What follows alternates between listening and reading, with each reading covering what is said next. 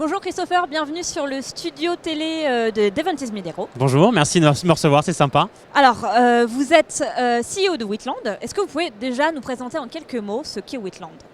Alors oui, Witland, c'est la prochaine génération de plateforme voyage, construite sur la blockchain. On parle communément de Web3 Travel Platform, qui vise à changer complètement ta façon d'explorer, d'engager, de t'inspirer en ligne, mixant monde réel et monde virtuel, qu'on appelle aujourd'hui métavers, avec des outils d'acquisition marketing que sont les NFT.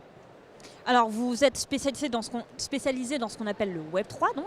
Est-ce que vous pouvez nous donner une définition rapide, même si c'est un peu complexe, du Web3?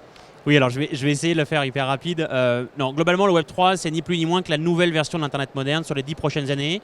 C'est une évolution qui est tout à fait naturelle, compte tenu de l'évolution de la technologie, donc de la blockchain. L'objectif du Web3, il est assez simple, c'est de pouvoir donner la propriété digitale aux utilisateurs, aux marques, globalement aux consommateurs. Et donc d'enlever un maximum d'intermédiaires. Et ça, c'est hyper important pour le monde du tourisme, parce qu'on sait que l'intermédiation est un gros sujet qui nous a pris pour ces dernières années, et qui correspond aussi à une tendance souhaitée par la nouvelle génération de voyageurs, la fameuse Gen Z, de pouvoir enfin être immergé dans un Internet qui n'est plus 2D, mais 3D, un Internet spatial.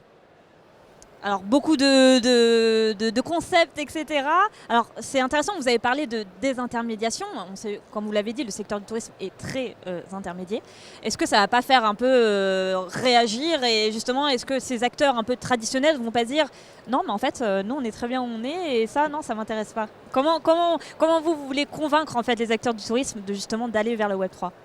Alors nous, on essaye chez Witland d'être de simplifier les choses et encore une fois de ne pas mettre dans un tunnel de stress compte tenu de la technologie. De manière très simple, je veux dire que l'Internet, on a tous créé son site web, puis son blog, puis sa page Facebook, puis sa page Instagram, puis YouTube, puis TikTok. Donc il y a une évolution naturelle des formats sociaux, formats search. Et il y a encore la semaine dernière une étude très simple qui est de dire qu'aujourd'hui, les réseaux sociaux sont le nouveau search des nouvelles générations. Et donc à partir de là, la prochaine génération de plateforme qui est sociale, elle doit correspondre aux attentes des consommateurs. Et les consommateurs cherchent encore une fois à partager la valeur avec ses marques favorites, avec ses créateurs de contenu favoris et à être propriétaire surtout de ces assets digitaux. Je vous donne de l'engagement, je vous donne du temps, j'attends à être récompensé de cet engagement. Et ça, c'est ultra important pour comprendre la mécanique aujourd'hui des communautés et l'authenticité et l'activation qu'on a vis-à-vis de ces gens-là. Oui, il y a un point que, en conférence, voilà, on a eu l'occasion d'en parler. Vous dites souvent que dans le Web 2, finalement, le Web qu'on connaît aujourd'hui, avec les plateformes, les réseaux sociaux, finalement, la valeur appartient à ces plateformes et finalement, on n'est pas rétribué pour ça. Et le Web 3 permet finalement aujourd'hui de rétribuer comme il se doit finalement les créateurs de contenu. C'est ça? Absolument. Le sujet notamment du NFT. On a beaucoup parlé du NFT artistique, ce qui peut être le cas dans le cadre du tourisme, dans le cadre du merchandising. Un NFT souvenir, on avait nos pins ou nos cartes postales. Non, en vrai, le NFT permet d'encarter la valeur et même de protéger l'identité du consommateur. Le sujet il est clé pour les marques, puisqu'aujourd'hui, ça permet aux marques d'avoir la propriété de leur contenu et de leur data client. Et côté créateur de contenu sur les réseaux sociaux, de la même manière, c'est être capable d'avoir la propriété des photos, des vidéos. Consommateur, enfin, troisième élément clé, puisque ça permet de protéger l'identité. Donc les NFT est à la fois une technologie qui est, je dirais, sympa, puisqu'on vient la collectionner, ça fait appel à nous, à l'âme du collectionneur, mais c'est aussi une technologie via la blockchain qui permet de protéger l'identité et la valeur créée par ceux qui font aujourd'hui le commerce et chez qui on va vivre de magnifiques expériences, quoi. Justement, rentrons dans le concret. Vous venez de signer des partenariats avec des acteurs du tourisme, office de tourisme et des influenceurs, c'est ça, si je ne me trompe pas? Est-ce que vous pouvez nous dire un peu plus sur ces partenariats? Nous, Witland, on essaie de recréer un écosystème, exactement comme le mécanisme de la marketplace il y a 25 ans, ou du réseau social, enfin, 10 ans plus tôt. On essaie de recréer un écosystème qui permet aux destinations, aux marques touristiques, de pouvoir créer leur présence sur le métavers et donc de pouvoir, via, encore une fois, quelques outils très simples, créer cette présence sociale et d'interagir avec leur nouvelle génération d'utilisateurs. Et donc ça a été tout de suite notre première cible, puisque si on est capable, encore une fois, de comprendre la mécanique d'Instagram, de TikTok pour les jeunes générations, on est capable de comprendre dans le tourisme une mécanique d'immersivité, puisque c'est une des révolutions les plus majeures depuis, je dirais, les applications, le mobile et les applications de partage de photos dans le voyage, puisque enfin un utilisateur avait un téléphone et pouvait prendre des photos.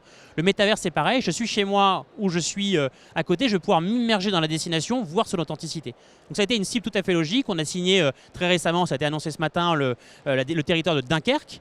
On est extrêmement fiers, on va mettre des utilités dans le monde réel qui vont être très sympas pour les consommateurs. Donc ça, c'est top. Et côté évidemment créateur de contenu, c'est clé, puisque les créateurs de contenu aujourd'hui sont les nouveaux travel advisors. Qu'on le veuille ou qu'on ne le veuille pas, encore une fois, les réseaux sociaux sont les nouvelles destinations search pour la jeune génération. Et donc comme nous, on avait nos parents allaient en agence de voyage, pour nous, le nouvel agent de voyage, c'est le créateur de contenu, l'influenceur.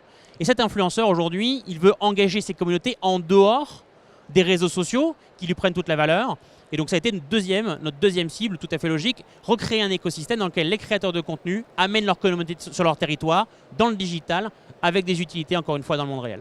Et dans les deux cas, en fait, c'est aussi de créer une source de revenus, hein, c'est ça, hein, pour les créateurs de contenu. Oui, bien sûr. Le NFT, c'est du merchandising, mais le NFT est avant tout une source de revenus complémentaire. Le créateur de contenu va pouvoir transformer toutes ses photos, ses vidéos en NFT. C'est clé puisqu'Instagram aujourd'hui, c'est faire la différence entre un Reels, une image ou un NFT, un digital collectible. Donc je vais pouvoir enfin créer mes NFT, les vendre de manière unique à ma communauté qui me supporte. C'est une sorte de crowdfunding. Et pour les marques, c'est aussi clé, c'est un revenu supplémentaire, puisque c'est de dire je vais vendre mes NFT comme je voudrais dans mes offices de tourisme, du merchandising, mais cette fois-ci avec une vraie utilité dans le monde réel et dans le monde digital. Merci beaucoup. Merci à toi.